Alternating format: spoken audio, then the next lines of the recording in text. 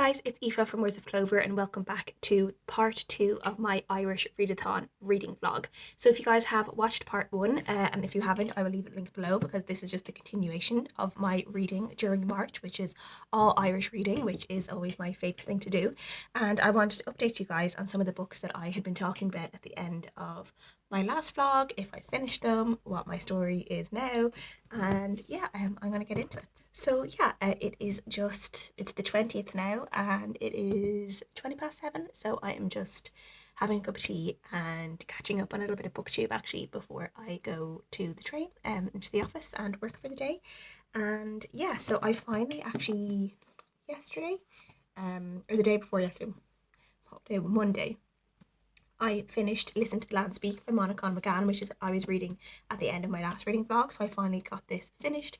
I did really enjoy this, giving it a 4 stars, but I do think that you're better off kind of either going section by section because he kind of focuses on like some sea bits, land bits. It kind of goes through kind of categories, and I do think that there's a point in this where there's a little bit of meandering, or he kind of loses his way a little bit, just in terms of he gets really into talking about other things and kind of loses his his main like point, or like the things that he's supposed to focus on.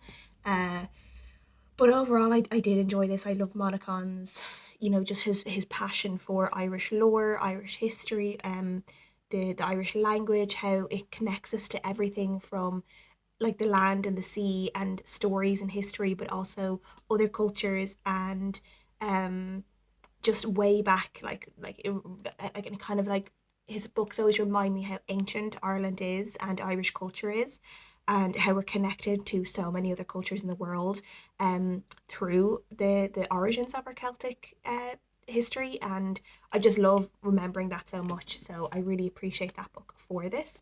And yeah, I really enjoyed it, and it's really interesting because I don't actually have it with me. It's Girls Who Slay Monsters, the picture book I was showing at the end of the last reading vlog. I have it upstairs because it's like I'm reading a few stories before bed each night. A lot of those stories, like I'm seeing that were in this, like reflected in that book, which is obviously Girls Who Slay Monsters is for children, so obviously a lot of the stories are watered down quite a lot to like fit in only a few pages. But there are so many gods and goddesses were attached to the land or the sea in some way. So yeah, so a lot of the stories that were being told here, I'm seeing them reflected in that book. So they're kind of like a nice one to pair up or to read kind of closely together, kind of like an adult version and a younger version, which I quite enjoy, which I liked. But the main book I'm reading right now that I'm kind of obsessed with is definitely Long Island by Colm Tóibín. I am 180 pages in this, so I have like a third left, and I'm hoping to fly through that today, or at least get a good bit today, depending on how busy I am. But yeah, I am absolutely loving this. It is just all I'm thinking about, all I want to read, and yeah, I'm having a really, really good time. Slightly traumatic time reading it. There's literally, so this follows on from Brooklyn, where we followed Eilish Lacey as she travelled to America, left her family behind, and we see her go through a lot of tough decisions during that book in terms of what she wants to do with her life. Now we're following her 20 years later. She's in her 40s, and she has a whole life, and we see something happen at the very start of this book which makes her return back to Ireland and revisit friends and family that she hasn't seen in over 20 years. And I say at the start of this book, like literally I think it's the second page. It is literally page 4. So that's the first page. This is the second page. It is on the second page that there's just like a bomb dropped about one of the characters, and I was like, excuse me? So yeah, Colm Tóibín, like he's not pulling any punches with this book in terms of, like, I don't want to say opening your eyes up about characters, but like there's part of me that's a little bit like, would this character do something like this? But again, we have to remember this 20 years have passed between Brooklyn and this, and people do change a lot in 20 years. Relationships can change a lot in 20 years, and people might do something in their 40s that they would never do in their 20s, that, like moments of weakness or moments of misjudgment. And that's what I'm kind of trying to remember when it comes to this. But then in terms of just some reactions in people, in terms of how Eilish is treated a little bit, I am yeah, kind of sad and disappointed in many ways by some characters. But at the same time, I'm really, really enjoying her return to Ireland in terms of we're meeting more like Nancy and Jim, who she left behind, and we're seeing how they got on in the years during her absence. We're seeing how people's lives, Ailish went to America, people's lives in Ireland continued on, and there was some like we're gone from like the 50s in Ireland to the 70s in Ireland, which you know, there were big changes in many, many ways in Ireland during that time. And even though it was obviously not as modern as America in the 70s, we're still seeing a lot of changes in the small town where she's from. And in terms of some people's attitudes and what some people are doing. And even though there is still that small town attitude of everyone knows everyone, and like everyone's kind of always looking out for a little bit of gossip, or always looking for things that they might have missed. And we see all of that play out as well. But I'm really, really enjoying this. The story is just flowing really nicely. We're getting both Ailish's point of view, Jim's point of view, and Nancy's point of view at different points, and I'm just really enjoying all of them. It's very like it's not really plot focused. Like I don't think Colm Tóibín really does a lot of plot focused books. His books are generally more character focused, but I'm having a really good time revisiting everyone from Brooklyn in this book. And yeah, even though it's slightly heartbreaking in terms of many things, I still am very much enjoying it. So I'm really, really looking forward to continuing with this later today, and yeah, hopefully finishing it either tonight or tomorrow. But I'll definitely be finishing this within the next couple of days.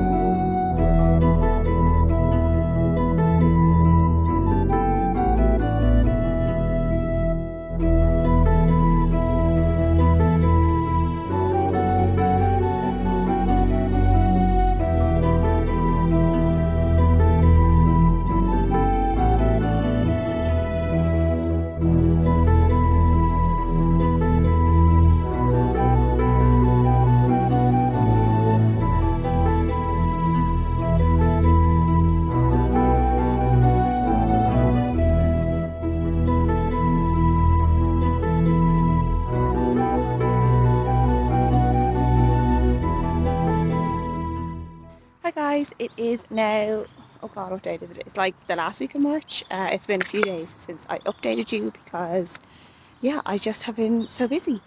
So I wanted to do a check-in on everything that I have finished reading and what I am currently reading. So I finished Long Island and I gave it 5 out of 5 stars. I really, really enjoyed it. I just thought there's like a real passiveness to Colm Tóibín's writing generally, I think, but also when it comes to these books in terms of Brooklyn, Long Island, and Nora Webster, who does actually have a cameo in this book, which is fun. If you've read Nora Webster as well, you know that they take place in the same world. And yeah, I just really enjoyed it. I loved being with the characters again. I loved seeing like where they were in life now and how they were getting on. And then there was a lot of frustrations in terms of how they were still kind of communicating quite badly. And yeah, I think if you know how kind of Colm Tóibín kind of ends his books, but particularly with how he ended Brooklyn, it's not dissimilar in Long Island. I think sometimes a lot is given back to the reader, and we're kind of able to choose what maybe we think happened or didn't happen. But yeah, I thought the writing was lovely, really engaging, really soft, as I said, really passive, but quite moving in all its different ways of growing older, things happening, making decisions, and yeah, I just really loved all of it. So I am about 70% through at the moment of The Children of Gods and Fighting Men, which is a really interesting book. It's kind of a historical fantasy set in Ireland, and it is in like 900 AD, and we're following a kind of Irish Vikings as well as people who are kind of descended, two different groups of people who are descended from a particular type of magical race. One of them is descended from the Tuatha Dé Danann, which is kind of like the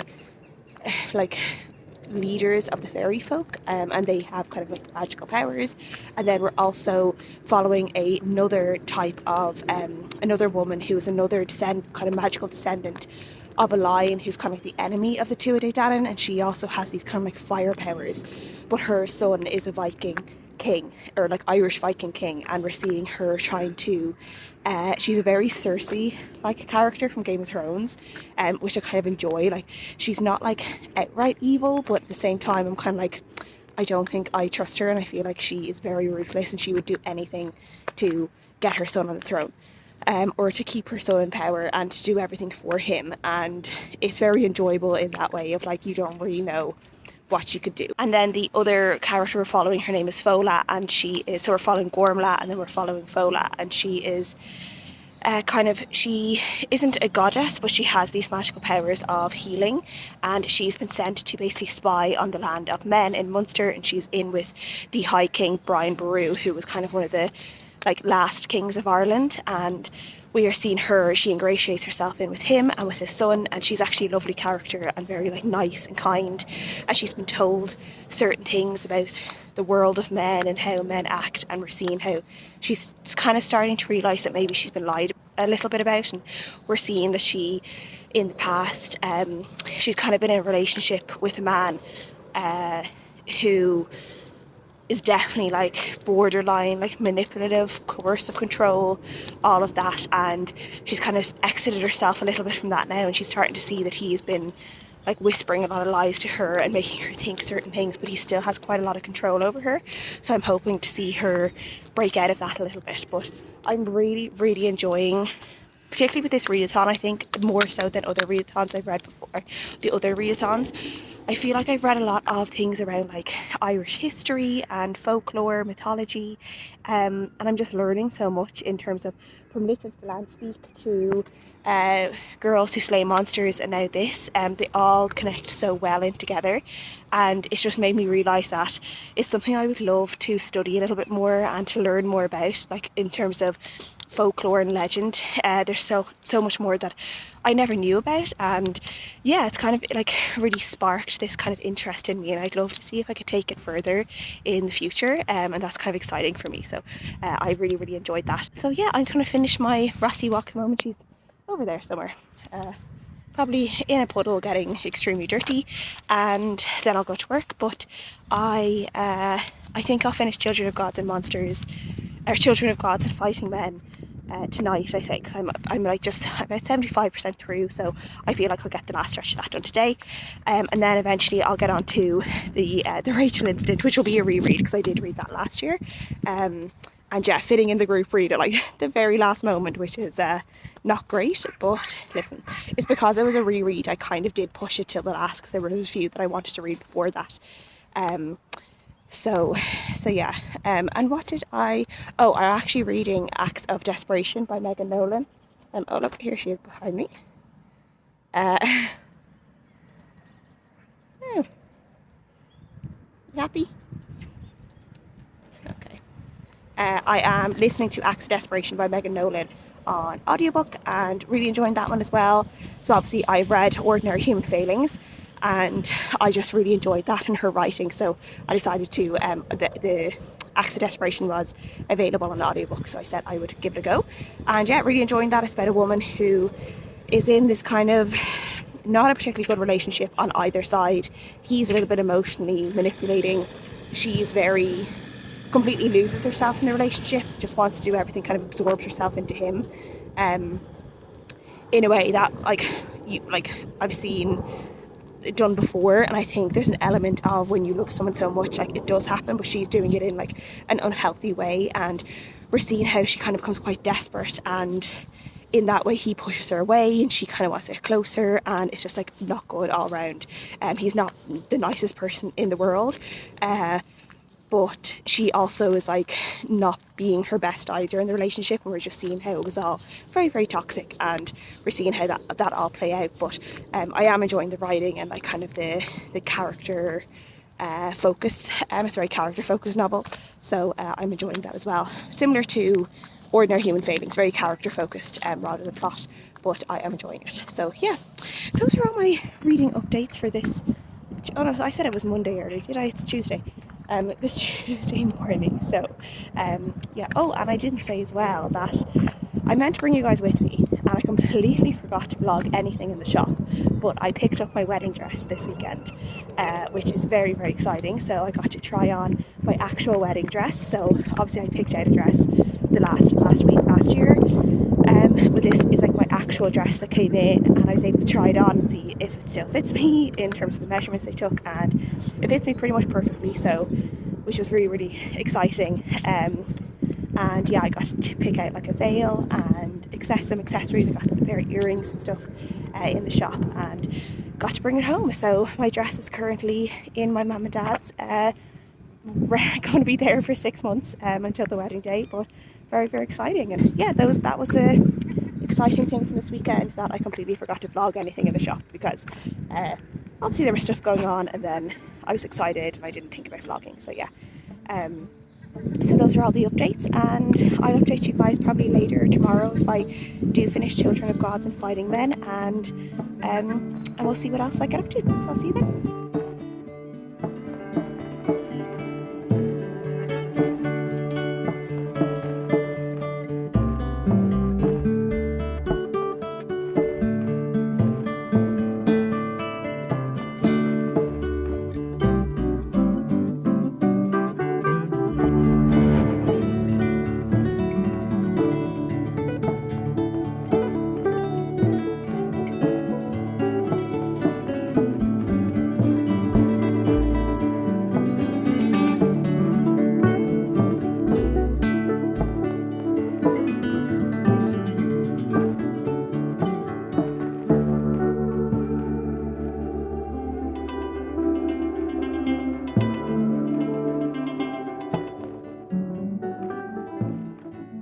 Hi guys, I am back for my last update for this readathon vlog. I will be honest, it is now April 4th, it is Thursday, and yeah, I just haven't checked in to finish up this vlog, but I edited the rest of it last night, so I was like, I really need to do a kind of exit clip to wrap all of this up. So yeah, that is what I'm going to do. So the last time I was talking to you, I was just about halfway through, I think, The Children of God and Fighting Men, and I was also reading Acts of Desperation by Megan Nolan. I obviously finished the both of them. I really, really enjoyed The Children of God and Fighting Men. I think it's a really good first book of what I think is going to be a really good, I don't know whether it's going to be a trilogy or a series, I'm presuming maybe trilogy. I just loved the blend between Irish history and Irish mythology and folklore, and the way the author was able to bring in real historical figures of the Viking era in Dublin, and kind of bring this magic in as well, and give magic to some of these like really interesting figures in history. And obviously a lot is not that, like, there's not that much known particularly about the women of this time. So Gormla would have been a real character in history, but there's not that much known about her. So I love the fact that she's given so much agency and like her own story in this book that Shauna Lawless has given her through her story. But as I said, she's not necessarily like the nicest character. She's not, I wouldn't say she's a villain.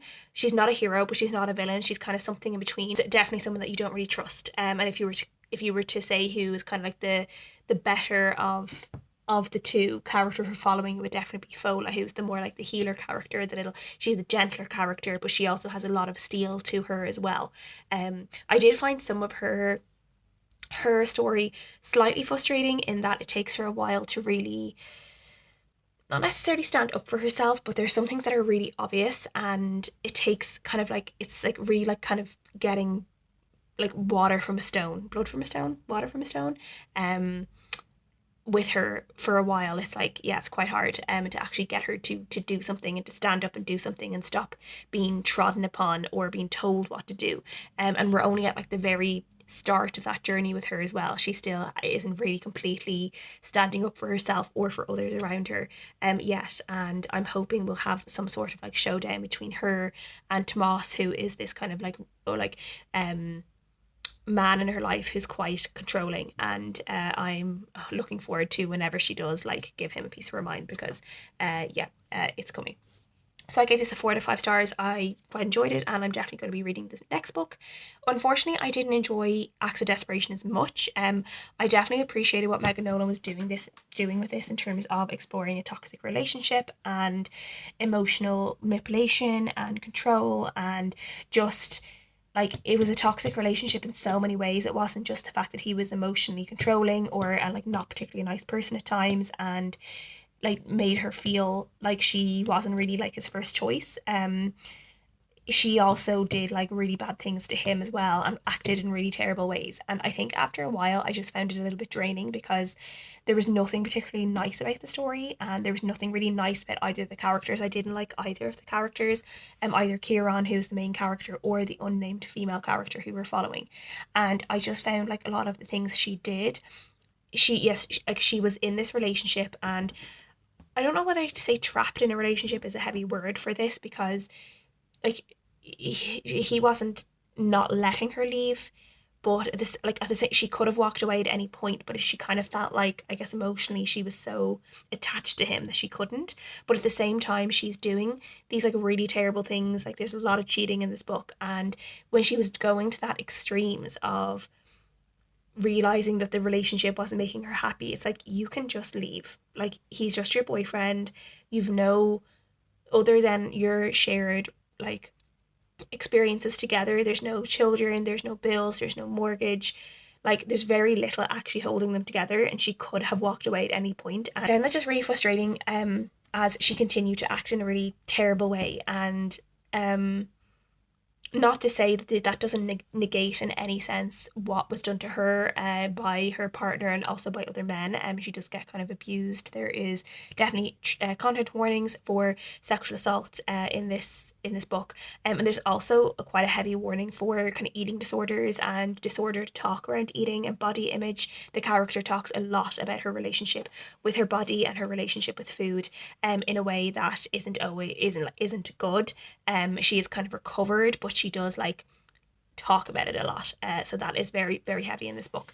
But yeah, I just found it like kind of just depressing and draining. And sometimes like there's books that are like, sometimes there are books that are like this, that are like quite depressing and quite like not intuitive, but like very introspective in a way, the way this one is. But like they're really interesting, or they're really like engaging to follow, depending on like what themes are in the book. And maybe it's just that I just for whatever reason didn't connect with the character or with the stories. But yeah, I just really didn't like it. I didn't like any of the characters, as I said, and yeah, I just wasn't really feeling it. So I gave it like a 3 out of 5 stars. I don't think it's like a 2, but it's definitely not one that I would be rushing to recommend to people, or that I would ever read again. I'm just not really interested in it. But what I would say is, like, if people were like asking me about Megan Nolan, I would definitely recommend her second book, Ordinary Human Failings, which I read at the start of the month. This one I just didn't enjoy so much, which is a shame because I really thought I was going to love it. And obviously I finished my reread of The Rachel Incident, and I loved this just as much as I did the first time, which I'm really, really glad. It was a 5-star book last year, my favourite book of the year, and it's definitely a 5-star book again, and would be one of my top reads of the year this year as well. Yeah, this is about Rachel, who is in Cork in her last year of university, and she meets her friend James, and the two of them have a very intense friendship from the very start. They're like best friends, and it's really about how James is really like this big love of her life, and they end up having this weird relationship with one of her university professors, when she has a bit of a crush on him, and he kind of becomes involved in their lives and their lives.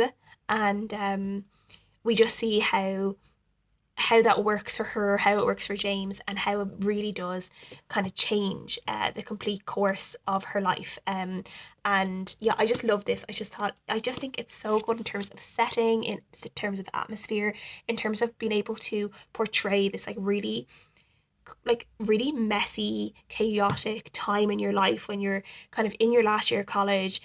You're in your early 20s, you've no idea what you're going to do. You're kind of in this like not mid like it's like a midlife crisis, but for your 20s, for like the end of your education, when you're going to step into that adult world. You have nothing really to lose at that point. It's kind of the only time left in your life that you can act crazy, you can drink as much as you want, you can go out partying, you can make all the mistakes you want, to a degree, before I guess adult life really kicks in, and that like adulting, all those adulting expectations that you do get thrust upon as soon as you kind of enter like full-time work. I feel like, and like, you start having to really pay rent and really kind of make a life for yourself that's not just like using a mayonnaise bucket for like a laundry basket, which is in this book. So yeah, it's just, there's just so much in this that I think so many people can connect to this book in so many different ways, whether it's like relationship, friendship, just that time in your life, that 20s time in your life. And I just love it so much. I think Caroline O'Donoghue was able just to create an excellent narrative with this book, excellent characters who really come alive, a friendship that is just crackles like off the page, and really like brings you into its warmth and its craziness, as well as some of the tensions as well between the two of them, and that even though they have this amazing friendship, nothing is like all the time perfect, but they're always there for each other at the same time, which I loved. And yeah, I could just like rave about this book all day as I did last year. And yeah, I just absolutely loved it. I loved being able to read it again and having I loved seeing everyone talk about it on the Discord. That was so special for me. And yeah, I just absolutely loved it. So another 5 out of 5 star read. And my my finishing this then kind of ended the Irish Readathon for me, because I finished it on the very last day of March. So yeah, I'm really glad I was able to squeeze it in at the very end of March, and I really really enjoyed it, as I did majority of my reading this year. So thank you guys for so much for anyone who participated in the Readathon. I say it all the time, I'll say it again. People taking part in the Readathon is just so special for us.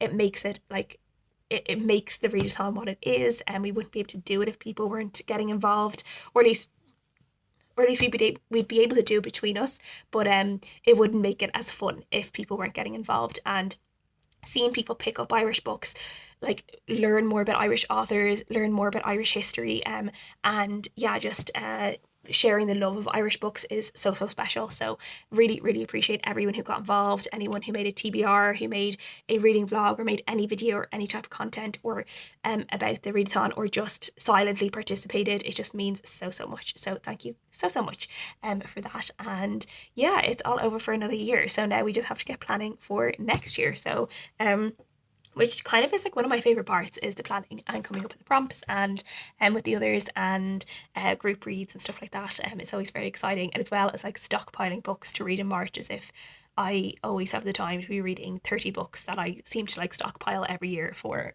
March. I just like to have lots of options. So yeah, thank you guys so much for watching this vlog. If you guys have any comments, please leave them down below, and I will see you guys again in my next video.